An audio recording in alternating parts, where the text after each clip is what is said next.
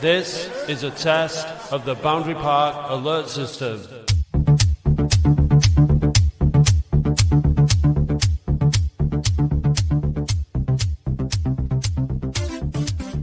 Hello and welcome to the Boundary Park Alert System, the award-winning Boundary Park Alert System podcast. Speaking of winning, Latics are back to winning ways. I've got Dave Bradley with me, so, you know, it's not all good news. Hi, Dave. Hello.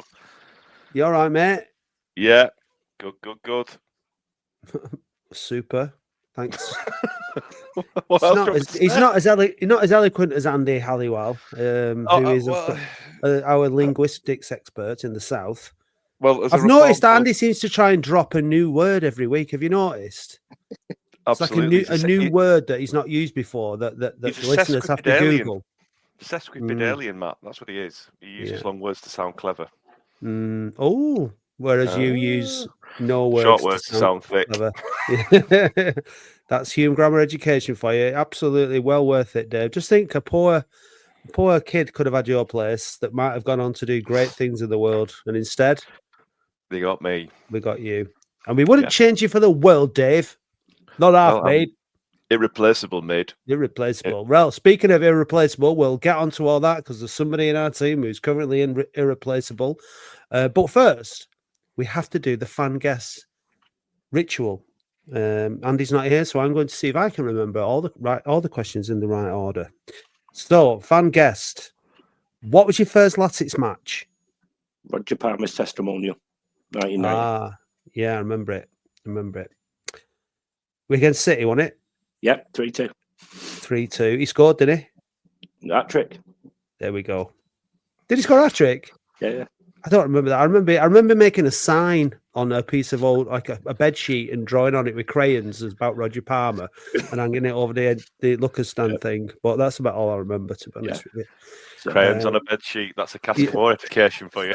That's going to be the name of my autobiography. Crayons on a bed sheet. Very nice. Indeed.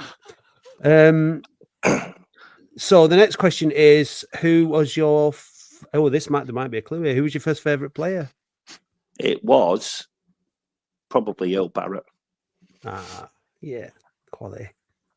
So, what was it about? Were you a defensive minded? Yeah, I'm a centre half.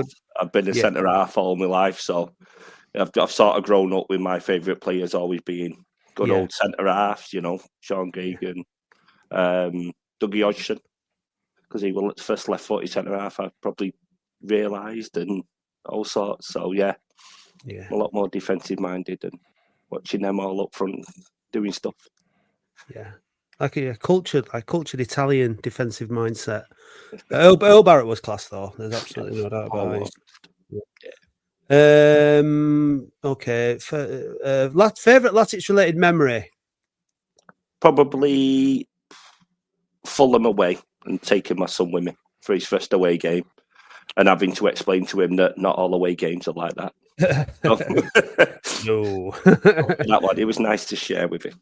Oh, that's nice. Yeah, that's a nice memory. Hopefully there's lots more. Do you have your lad with you yesterday? Yeah. All right.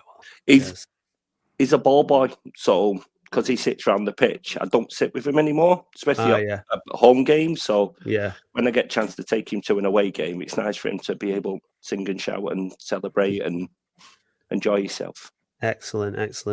So tell us a little known fact about yourself, please. Every now and again, I have a 25-hour birthday. All right. Okay. Only because the clocks go back on my birthday, so I gain an extra hour. All right. Nice. So it's not as impressive as it sounds, but every year, you mean? Then have you? No. 20? Whenever it lands on my birthday lands on the Sunday, because it's in October, the clocks go back. Right. So I gained an extra hour on my birthday. Okay. Did you have one last year? No. Yeah, I think next one this year. Next year. Right. I think it's next year. There we go. Right. What do you generally do with the extra hour? Has it changed since you were younger? Yes. Was it an extra hour's boozing in the past, and now it's an extra hour's kip, or what? Yes. Pretty much. Yeah. Fair enough. Right. Well, who are you?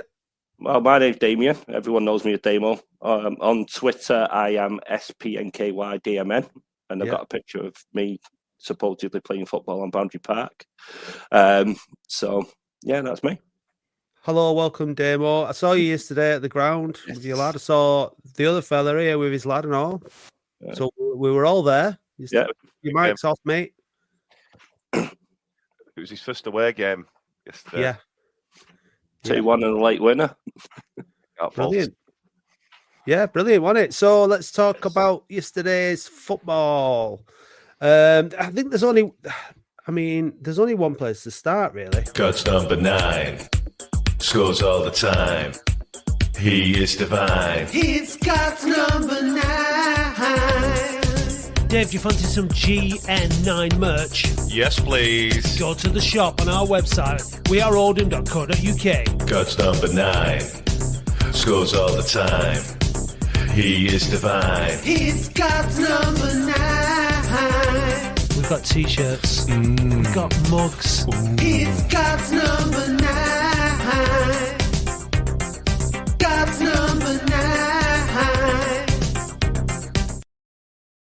I mean, obviously, it's a shameless plug for our GN9 merch, but it's also a great excuse to play the God's Number 9 tune, which, of course, is fantastic. But it's also a chance to just say, well done to Mike Fondop yesterday for a great performance. I think we came up with that little jingle and the GN9 merch, Dave, after that little successful spell earlier on in the season when his dad was over from Cameroon and he was on fire, wasn't he, Mikey? Well, he got league goals number 12 and 13 yesterday. They were obviously the highlight of the game. Damien, as the guest on the show, first of all, give us your take on yesterday's 99 minutes or so. Well, it was what Tranmere fans told us it always going to be. It's going to be a grind from start to finish under Mellon. That's what they said when he took over. And yesterday was the epitome of that. We don't have patterns of play. We don't have any of that. We sort of play to our strengths that we have on the pitch, which seems to be Mike and people running off him. But I thought first half when he had his shirt ripped off his head and he got booked, and I thought he's going to walk here because the ref was card happy to begin with. But he showed the other side of him yesterday and he led that line properly. Won the free kick that we scored from. And it was turned into a menace for us when we use him properly. And that's the way that I saw yesterday. There's still bits and bobs that we need to work on, but it was an absolute menace that second half yesterday. Yeah, I mean, when you talk about like players that you can get behind and attitude, and Mickey Mellon has said right from the beginning since he came in that he wants to have a team that represents the people of Oldham and represents us properly. And I think that's why people love Fondop. He just gets on with it and he works hard and he never gives up and he shows a level of aggression and determination and passion that you feel or we feel that we display if we had that Oldham shirt on. And you can't fault him for that at all. And obviously as a striker, it's all very well doing all that, but you've got to chip in with the goals as well. And, you know, that first of all, I want to talk a little bit about recruitment, Dave, because there's been a lot of talk on social media about how poor the recruitment's been and all this kind of stuff. But let's look at yesterday and let's look at the positives. So Jake Leake, really good signing, did really well again on that left-hand side. For the first goal, got the ball, drove forward, we got a bit lucky with the ball that he played. It kind of got under the defender's feet at first.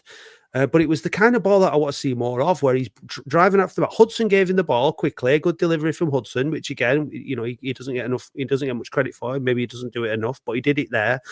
Leake played the ball forward, great strength from Fondop into the box, great finish. So really good goal, kind of out of nothing from back to front, a bit like the goals that we've been conceding of late. So that was nice to see. I can't say much about the second goal because I couldn't see what the heck happened. It was all below my eye line. You'll have seen it better, Dave, but where you were stood. But again, on recruitment, so Jake Leake had a good game, contributed towards the first goal. The second goal, Pet, his delivery all game and the last game has been absolutely superb. There's a camera angle from behind the ball that he played yesterday, and you just see the whip and the height and it pinpoint into that absolute danger zone. Superb delivery. I thought him and Rossiter were really good in midfield, did all the battling. So there has been good signings this January, and the window has been good for us. So, last week we had James on, and he was, questioning the amount of signings that we've made and all that. But I think yesterday, I think you're absolutely spot on, Damien. It was a war of attrition yesterday. It was a really tough game. They weren't all that by any stretch of the imagination. They have good little spells where they look dangerous on the break, but other than that, we were in control of the game, I would say, without fashioning brilliant clear-cut chances. A brilliant save for Matt Hudson at 1-1 to keep us in the game. Again, credit where it's due. So Dave, do you have confidence that that the team on display today? Now we can have to come on to recruitment again because we are severely lacking in the forward line. We've only got 2 fit strikers, one of which got kicked to shit yesterday. Mike Fondop got battered off the pitch off that ginormous centre half and anybody else who could swing a leg at him. How are you feeling, Dave, with recruitment and off the back of yesterday's performance? I think you can't fault, the recruitment. It's obviously, they started to gel now. Rossiter and Pet look a good pair. Leak looks very good. But when we say we ground it out, we should have been putting them away. They were a poor side yesterday. The first half, we had no plan, we had no press, and we had no positivity. There was nothing. It was just hit and hope on the diag every time. And they were playing it to Billy Waters. Like, for what a try, and he's 5'7", the lad, and he did his best, and he gave everything, to be fair. And I think he just needs that goal, and I think he'll start getting on a run because other than the mistake for the goal, which was unforgivable, turning on the edge of your box, facing your keeper, when he had no pressure on him, was embarrassing. That was dog and duck stuff, that, unfortunately. But to be fair, he endeavoured. He nearly had a one-on-one.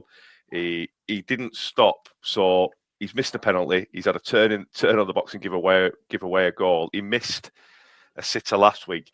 It's just the way it's falling for him at the moment. But you can't fault the lad for trying. Yeah, he did well yesterday. Yeah, I thought the ball from Pet, but the player who caused all the problems, because I was right behind. I was on the side, behind the liner.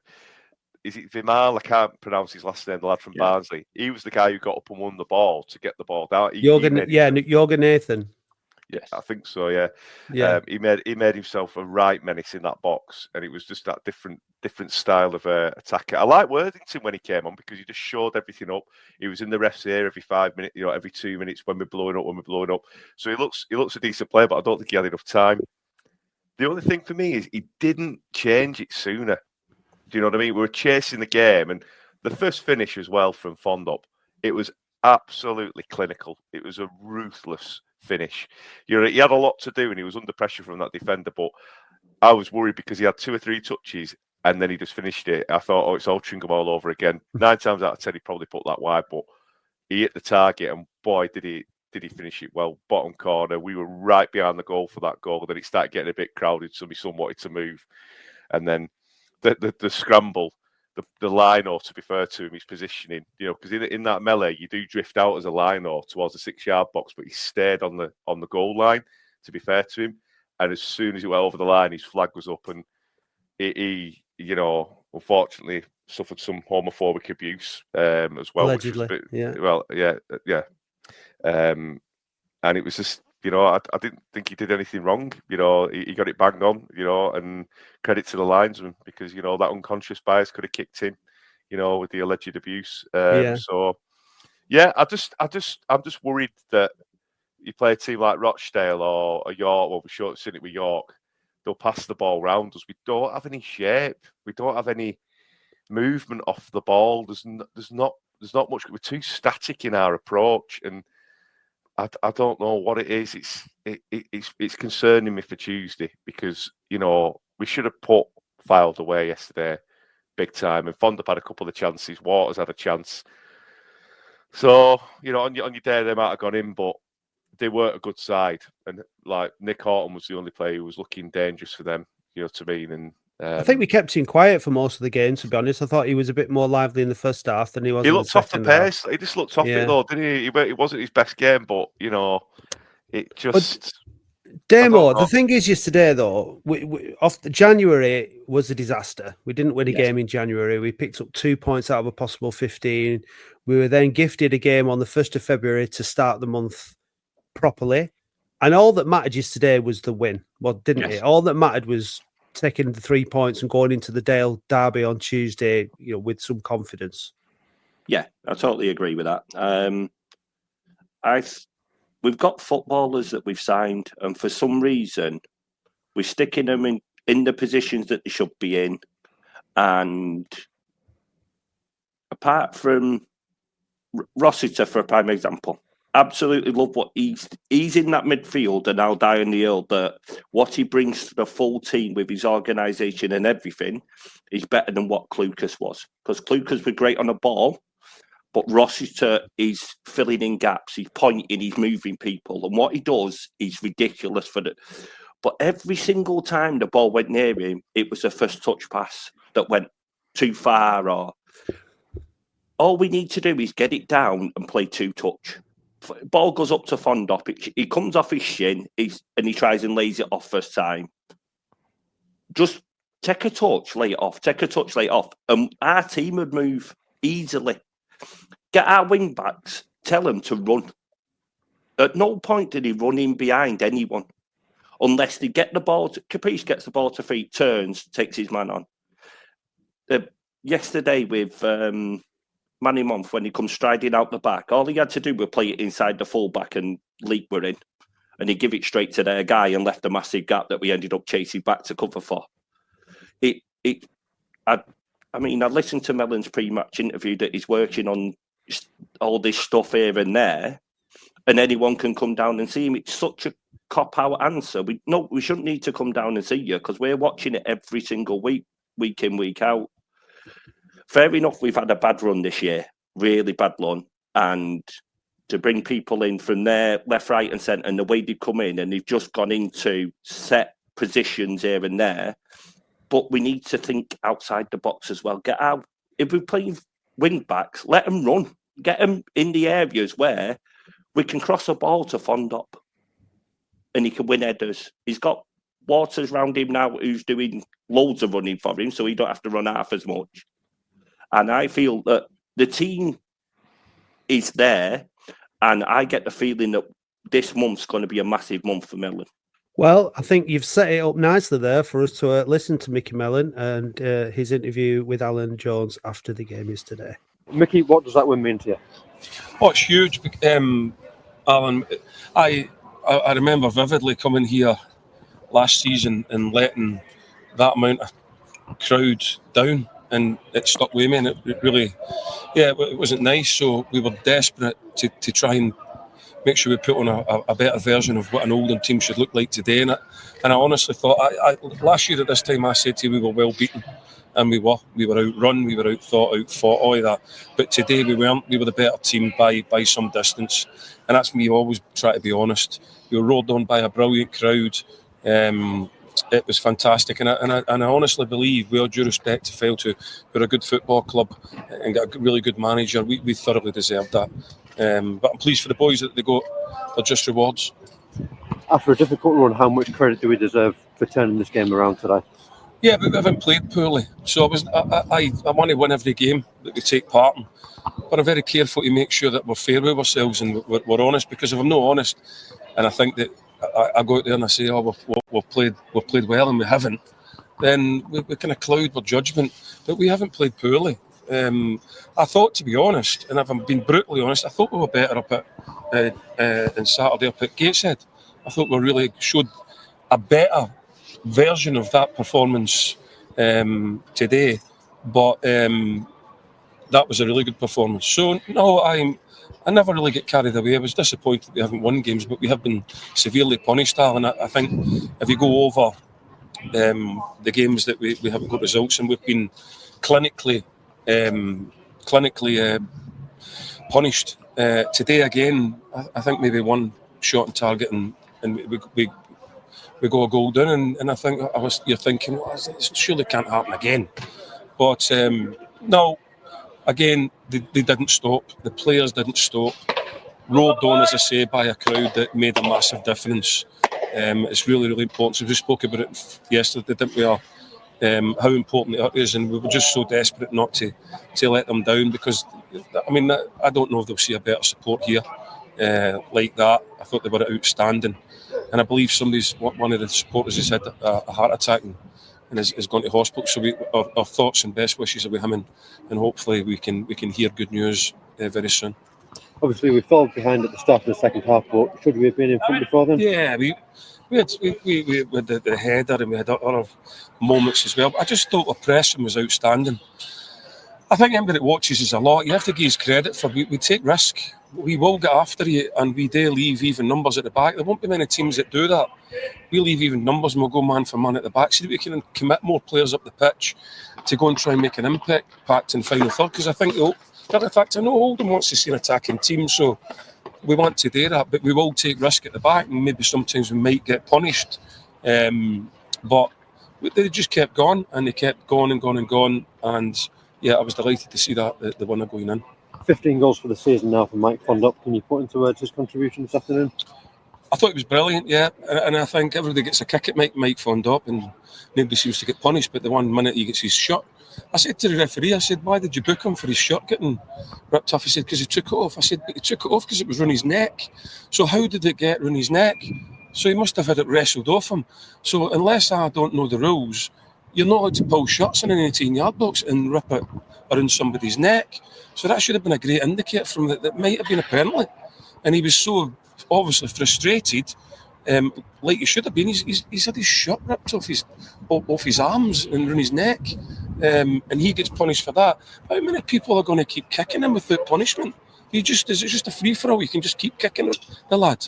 But he kept getting on with it, and then delighted that he's got his goals. But up beside him, I thought Billy Waters was excellent as well, and Lundstrom all the way right through the team. It would be wrong of me to single people out, but because Michael scored 2, he obviously deserves that extra bit of credit. Manny Monte had to go off later on. What's the news on him? I don't know. We'll have a look, and it's right away, isn't it? So we will see how that is in the next 24 hours, as we always do. And just finally, how big can this win be for confidence as much as anything?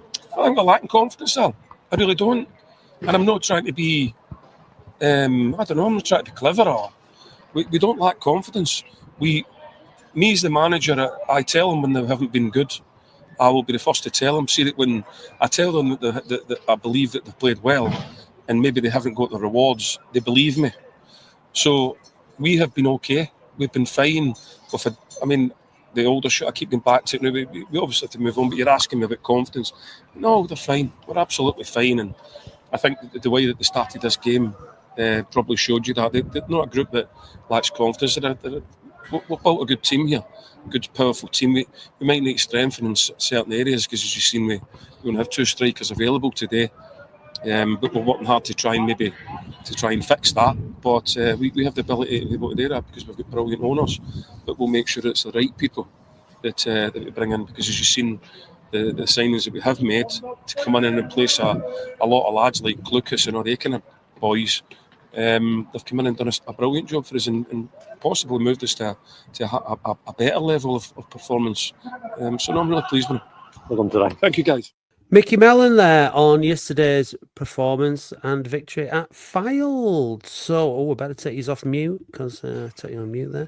A few things to unpack there. First thing I want to mention is the fan who apparently had a heart attack. I don't know who that is. That's the first I've heard of it. I've not heard the interview until this moment in time. So, if that's one of our fans and they had to go to hospital yesterday, we obviously wish them all the best and a speedy recovery.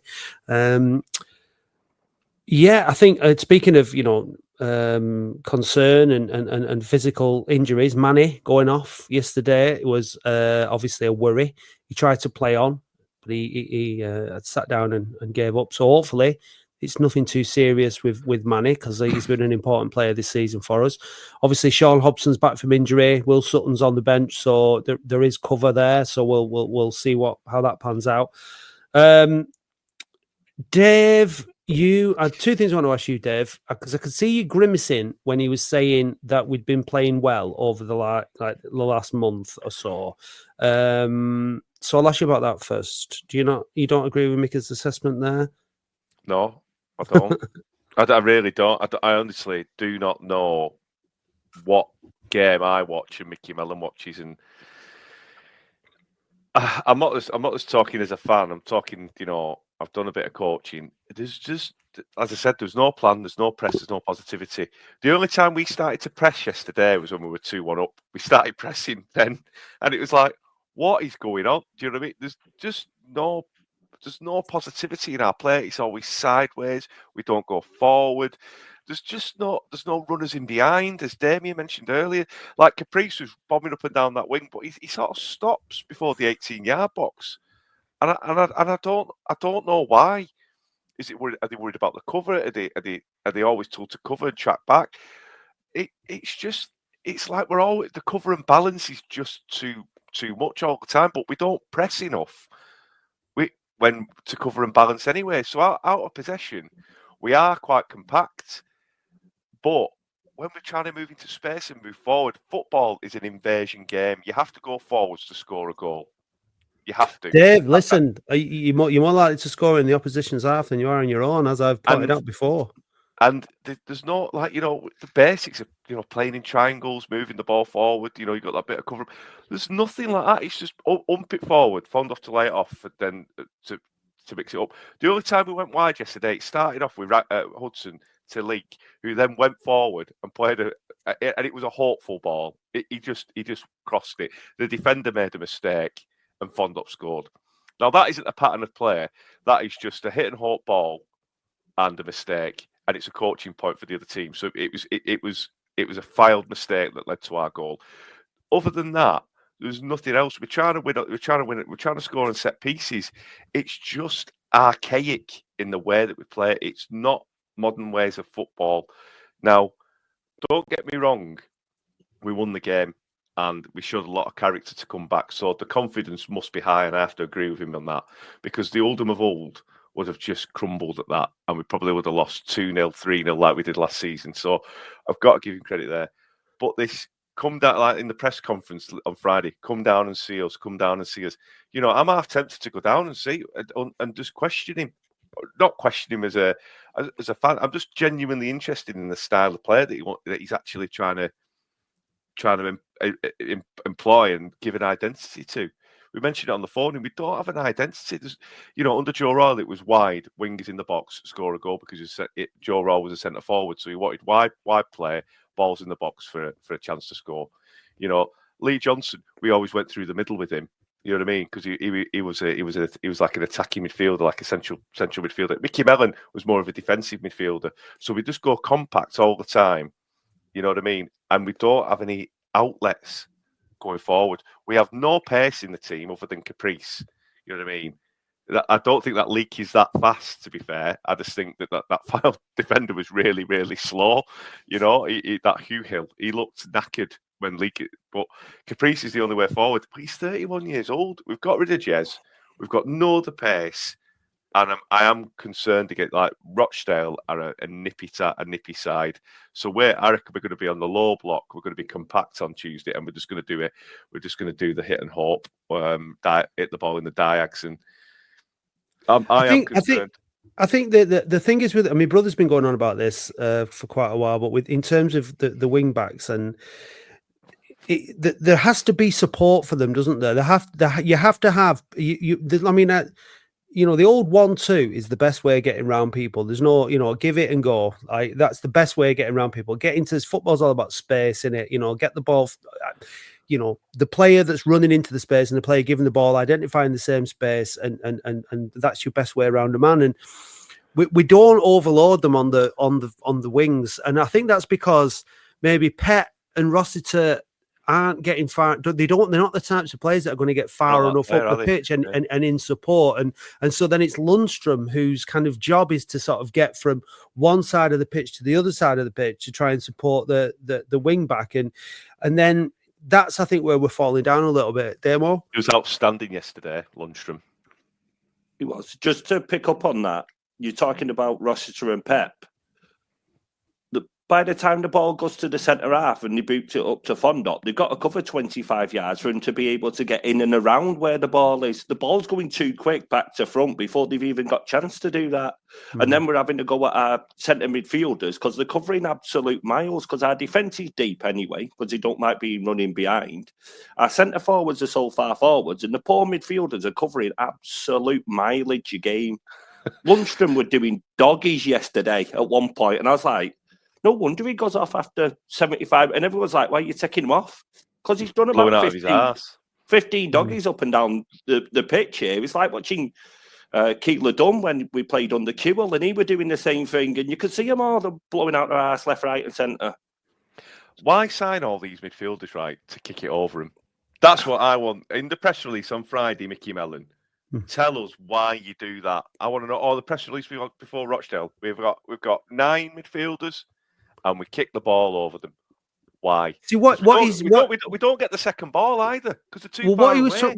What he was saying in the interview there was that he likes to sort of get men forward and he likes to commit men into the final third of the pitch. Now I think what he's saying there is that he likes to get the ball forward quickly and then try and get players up into the final third, and that's the way that he's been doing it, isn't it, with the long ball as opposed to playing it through. And we saw yesterday when defenders do not like to be facing their own goal. That's not what they want. So when you start putting balls through, like Leak did for Fondop to run onto, it's really hard for the defender when they're facing their own goal.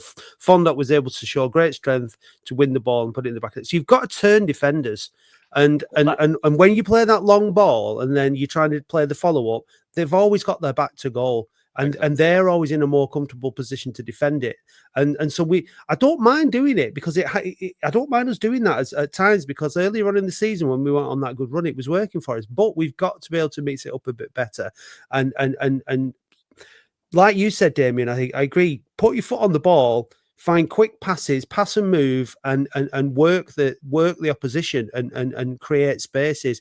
Too many times I think the ball into the box, the crosses, they're too easy to defend. I mean, look at that size of that guy yesterday. One of the most comical moments yesterday was seeing their number 5 stood next to Billy Waters. I swear to God, he was twice the height of Billy Waters. He was absolutely massive, and Billy Waters looked tiny next to him.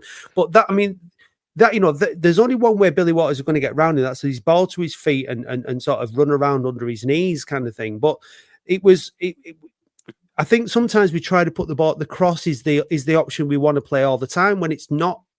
It's not always going to work. You've got to play through balls at feet, spin off the shoulder, and try more of that. And I think that's what frustrating Latics fans is that we're not giving things for people to run onto. And again, number 10s and like great points about Lundstrom. He works his absolute socks off. You want to see your midfielders getting ahead of your strikers, don't you? Committing and getting forward onto the end of things, especially your number 10. So I think there is work. To do. But the positives for me are that we have improved the last couple of games. I think Mickey's right. We didn't. We played quite well against Gateshead, although we drew the game 1-1, and we've picked up a good win yesterday. So it's two. Let's just look at it this way: we're unbeaten in 2, 4 points in 2 games, 2 difficult away games, and we've got 2 more difficult away games coming up. So if at the end of when we're doing the podcast next Sunday, if we're talking about grinding out 2 more away wins, I'll be delighted. I don't give a shite. How we win, as long as we win. Going into that 3, because we've got 3 home games on the bounce then. So it's all about winning. And yesterday we won. And the reason we won, or the difference, was Mike Fondop. And now, Dave, we do have to, this is where we have to sort of reveal a little bit behind the scenes from the We Are Oldham WhatsApp group yesterday. Andy was like, I'm not sure, he's not here to defend himself, so we can put the boot in proper journalistic fashion. He wasn't here, he's not here to defend himself. But everybody knows on the regular listeners know that he's not the greatest admirer of Mike Fondop, although he does acknowledge that he's had a good season. But he was saying in the group, how many chances does he have to miss before he gets to score his goals? And I'm not so sure how many clear chances he had yesterday prior to the one that he put away. But we were fighting his corner in the group. I certainly was yesterday. I mean, surely Demo is in contention for player of the season if he carries on like this. He's third for me. Third? Yeah, he's third. Yeah. I put Mont above him. I think he has been solid all season. He's come in, he set his stall out, he stayed there all season. Caprice, I thought, was going to be a backup to Ogle all season, and he surprised me, so I put him second. And Mike, he's third for me. Absolute. Can you get promoted with Mike Fondop on your team? Of course you can, as long as you play to his strengths. If you don't play to his strengths, you might as well keep him on the bench and bring him on as an impact sub. He is limited as a footballer, but his will versus that he brings to it is massive.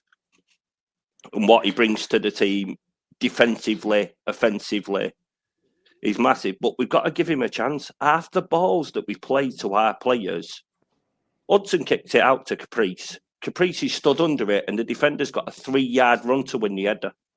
We play it to Fondop. The centre-half's got a 3-yard run to win the header. The one chance that where we cross it, and he's got a 3-yard run on a defender, 99% of the time he gets the header in. He should have scored with his header in the first half to hit the keeper. Mm. Yeah, he had a run in straight to the keeper. Half chance, but he was the one attacking. He was the one dominating because the crossing was good enough for him to make that 2-3 yard run where he could stick his head on it properly. And we just don't ask the right questions for me.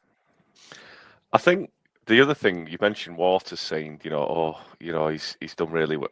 He's a different style of play. It needs to be penetrating runs. He needs to be passed on the deck through the line. You got to play through the lines.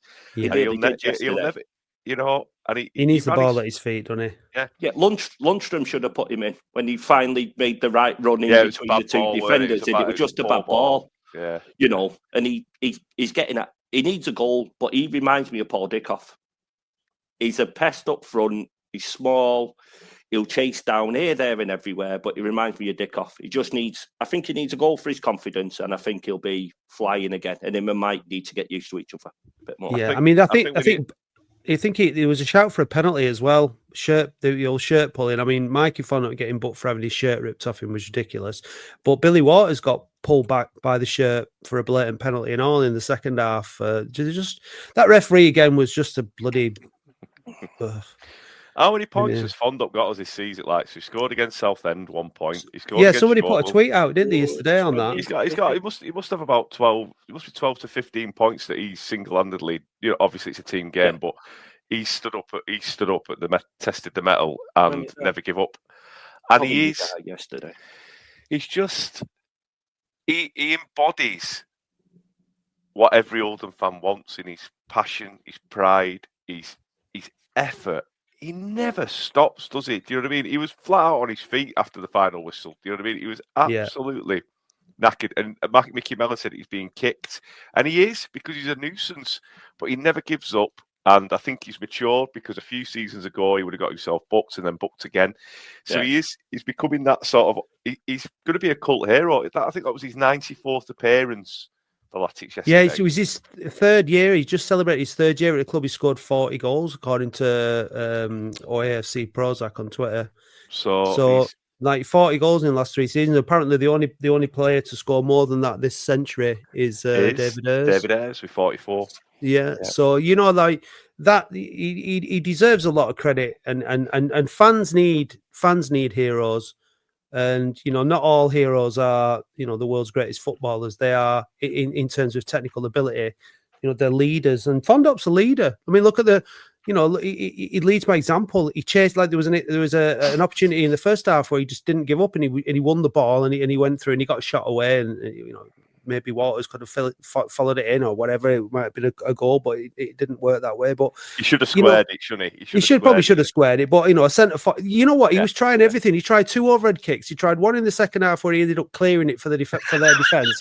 it was such a bad overhead kick. But he was determined. You said you could see it in his play. He was determined to score, and he did not stop until he didn't stop until the final whistle. He scored his first, and then he was determined to score the winner. And it was, it was just brilliant. And Jake Caprice's reaction at the end of the game was brilliant as well. He was really buzzing with the win, and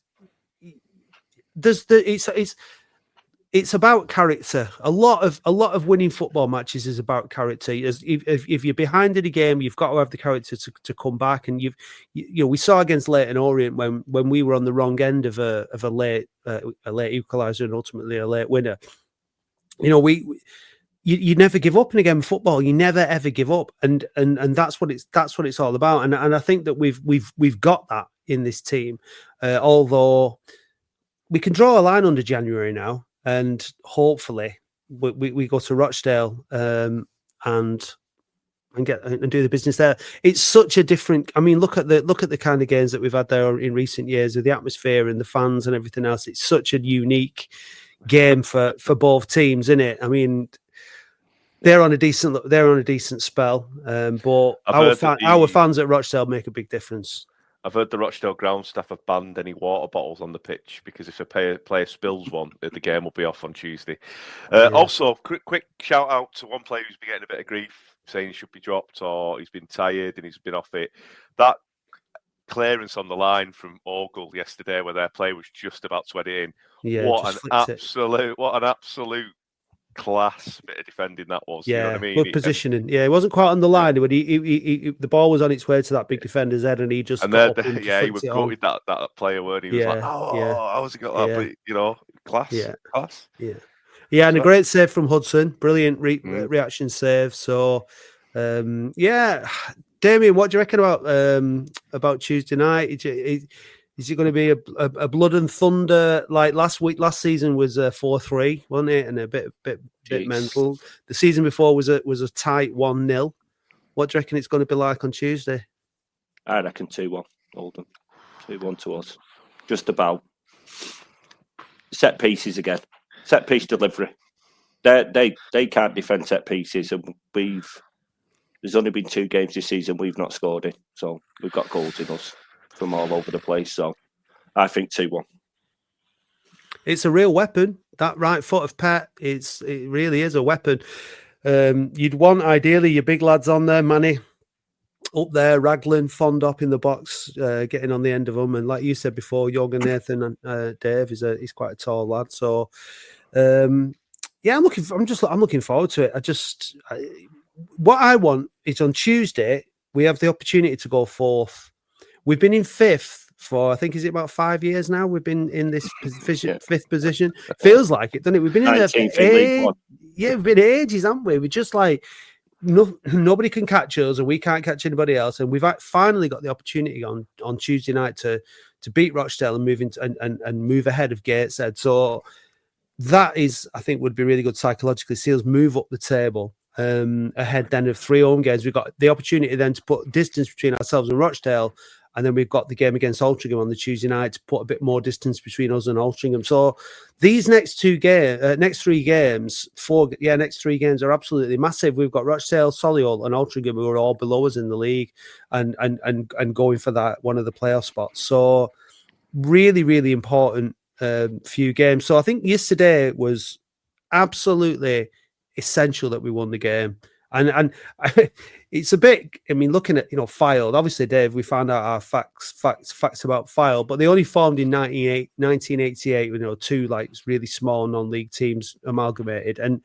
they've got this setup which you look at it. It's a great setup. Obviously, they struggle to actually admit fans into the ground, and they have to have massive queues and blah blah blah.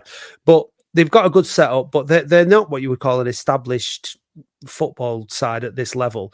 We've only played them 4 times in the league, and yesterday we finally beat them for the first time. That was another little monkey we needed to get off our back.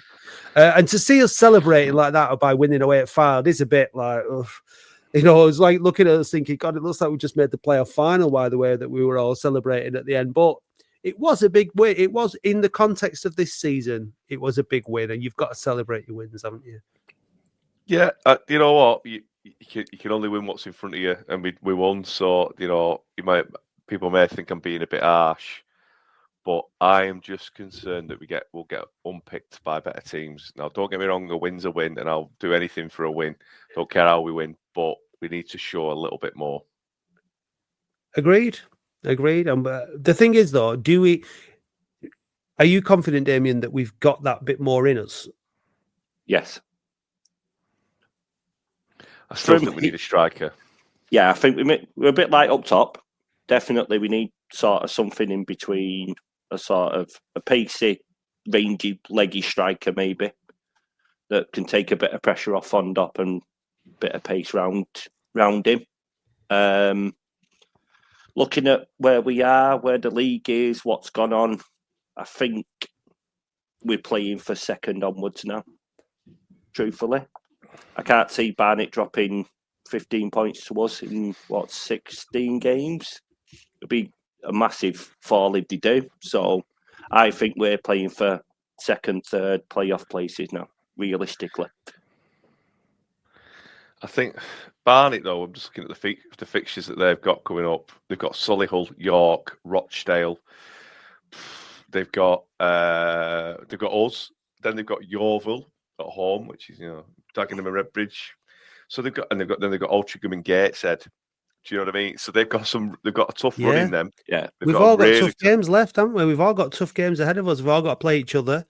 It's even though we are off the boil, it's there for the taking. Have you seen which league is the most exciting and close league around at the minute? It's the National League South. Dorking went top yesterday on goal difference. I think there's 4 teams or 5 teams on 55 points. It's proper close. Like that's going to go all the way down to the wire.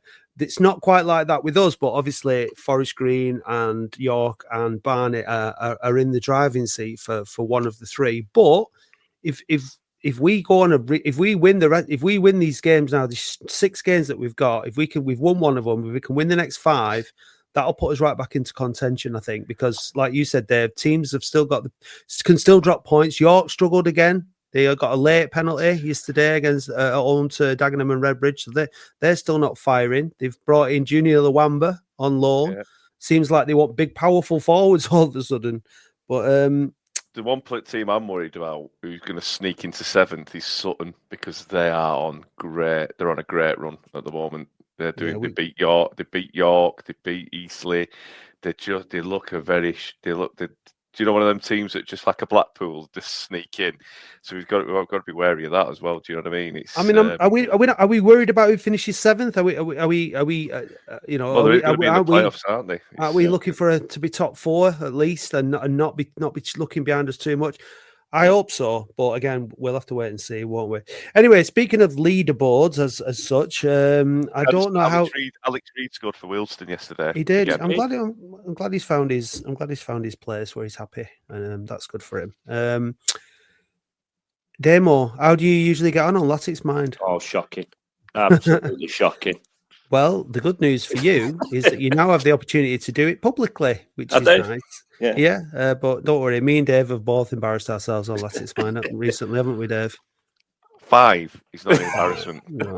Yeah, but for someone who talks the talk, I mean, people have no expectation of me, but you're always giving it that, mate. But the questions are like, what sort of boots did Ryan Kilcline playing against Coventry? Well, if you were a proper Latics Mind, then you'd know that, wouldn't you? But you're not. Let's wish you all the best. I'll be on the questions this week, Damien. All the best, mate. No, Dave, you keep your ears open for any passes, because then you'll be challenged on them. Here we go.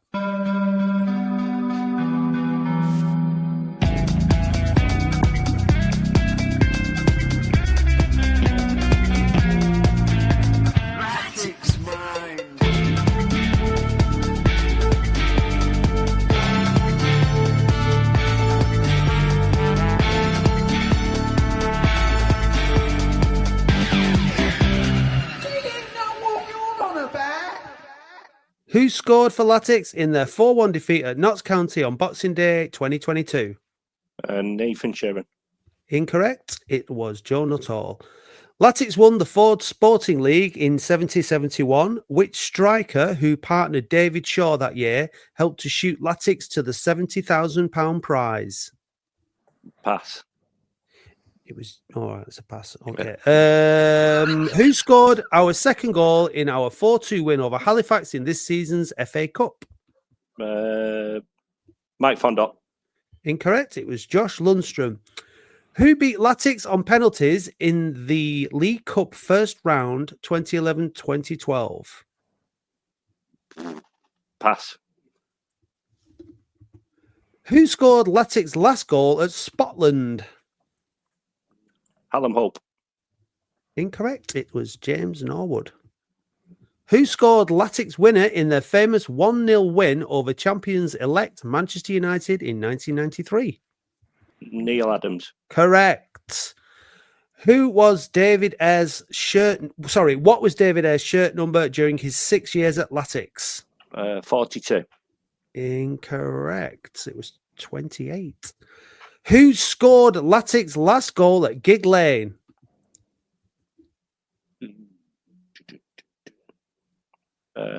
David Keeler-Dunn.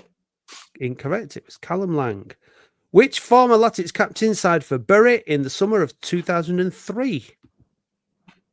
Nicky Adams. Incorrect. It was Lee Duxbury. Who was Latics' kit manufacturer between 2014 and 19? Sondico. Correct. Which current Latics player had spells at Hartlepool, Wrexham and Chesterfield?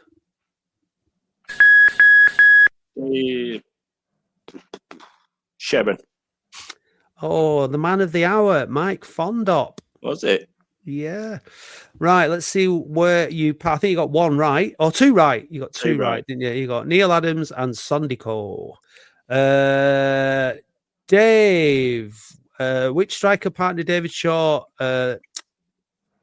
in the... I'm not sure this is quite right because it says Latics won the Ford Sporting League in 70-71. Which striker partnered David Shaw that year helped to shoot Latics to a £70,000 prize? They didn't win the prize for winning the league. It was for fair play, wasn't it? But who was the strike partner for David Shaw that year? I think it was Vic Hallam. It was Jimmy Fryatt. Right. And who beat Latics on penalties in the League Cup first round in 2011-12? Carlisle. It was Carlisle, yes. And have we got any more passes? No. There were the two passes, and that's it. So you got two. Yeah, take that. Poor, pretty poor. Should have got Duxbury. I'm disappointed with that one. You should have got Callum Lang. You should have got the Callum Lang one. That was Scholes' last game, weren't it? I blotted that out of my memory. I don't know. When we changed Scored that early, and then Bury went bankrupt. So never mind. Yeah. Yeah. There we go. So the Latics Mind computer has reset now for next week, whoever that will be. Matt, you got the question wrong on the first one as well. It's Joe Nuttall who scored. Oh, yeah, Joe Nuttall. Yeah. Sorry, Dave. Sorry, babe. I remember that when he scored and we went downstairs for a pint. Someone came down to it. It's 2-1. And then it came out, it's like 4-1. No, it was 4-1. I know. We were exchanging messages about that day last night, weren't we? Going back through our camera photos and like boxing the day. quote of the day that day was, "We seriously need to think about our life choices, Dave." Yeah. We're getting too old for this. Yeah. Anyway. 4 a.m. in the middle of Oldham. Yeah. It was a long day. It was. Anyway, fresh as a daisy this morning, although I didn't go to the gym as planned and laid in until 10:30, but that was okay, as you can tell by my rather dishevelled appearance this morning. Well, I had 10 cans of Guinness and then remembered that my team were kicking off at 8:30 in the morning. Nice. Ooh. Yeah, it was all right, though. All right. Well, did you get up so much last night, Damien, after the game, or you just go home and watch Gladiators like me? Come home and chilled out, yeah. A bottle of wine, bit of a chill out. Yeah. So yeah, good, exciting eliminator in the women's last night on Gladiators. Dave, you went to watch an episode being filmed, didn't you? When's that was the one that we was watched. It that one last night? Yeah, it was. Yeah. You know what? I was absolutely sure that you were going to get on camera because you know what you like. I've got a T-shirt with Awooga on. You know the Awooga. Yeah. And some guy were kept filming me, so I might appear at some point. You didn't make it on the episode last night, though. They cut and all the different crowds, so that's because I can imagine you like going down to the cameraman with your boy, like you give a big wad of cash, like going, hey, make sure that I end up on the telly, like that kind of thing. It was cashless. Was it? Yeah, but cameramen and directors and all that, they take cash. They take brown envelopes, don't they? You'd have to ask Andy Halliwell about brown envelopes. Good point.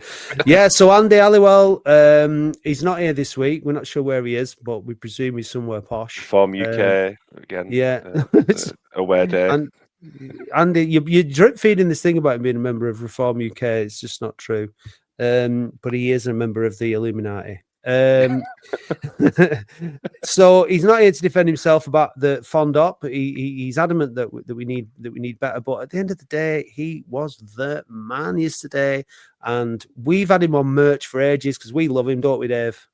Yeah, we're visionaries. That's why. Yeah, we're just way ahead of our time, unlike Andy, who's a conservative. Hang on a minute. We're getting all mixed up here, aren't we? Is he conservative? Is he reform? He's not here, so we can just say what we want about him. That's the beauty of it. Damien, are you going on Tuesday? No, I'm working. Oh, no. You would have been going to the first game, would you, on the Saturday? That's annoying, isn't it? So...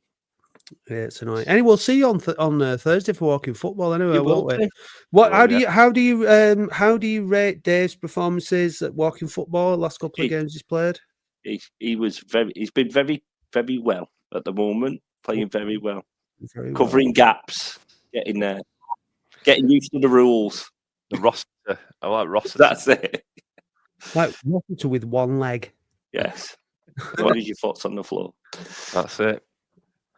Right. Hey, look, that we're just coming in just under an hour. It's all right, isn't it? We'll take that. Anyone got anything else you want to get off the chest or say before we draw the curtains on this week's episode? No. We've wrapped it all up. Thanks for joining us, Damien. We'll see you on Thursday. Hopefully, presume you'll be listening in, will you? I don't know what you do for work, but will you be able to keep an eye on it on Tuesday? Yeah, I will do. I'll probably get home. I'll be on for the second half, so I'll be able to watch it on. All right. On the zone. So hopefully, it's going to be electric, isn't it? It's going to be electric. Yeah. My little lad wants to go, but he's not allowed. I said you can't go, and he's like, please.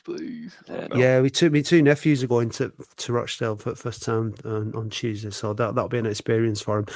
Yeah, let's just we need that wall of noise, don't we, all the way through. It's not going to be quite as vociferous as it is on a Saturday, but it should still be a hell of a night. So come on, Oldham, Mikey Fondop, you're the man. You know what to do on Tuesday. Go and score the winner, and let's all enjoy February. It's my birthday next week, so I'm not sure what I'm doing for the podcast because it's my birthday on Sunday when we usually record. So hopefully I'll be out enjoying myself rather than sitting in doing the editing and all that malarkey for this. So happy birthday to me for next week. Have a great week, Matt. I will. Thanks, Matt. And we'll see you.